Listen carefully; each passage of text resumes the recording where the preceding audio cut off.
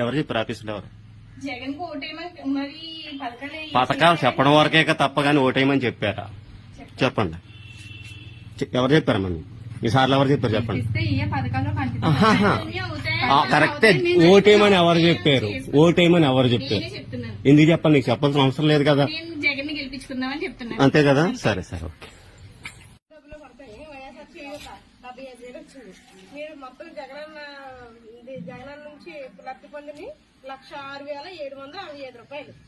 ఓకేనా? మళ్ళీ జగన్మోహన్ రెడ్డి గెలిపించి ఓటయ్యింది.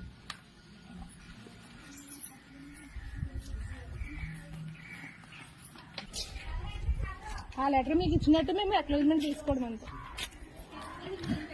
ఇది ఒకసారి చదువుకోండి మీరు. అంటే జగనన్న వచ్చిన తర్వాత మీరు ఎంత లబ్ధి పొందారని సర్వే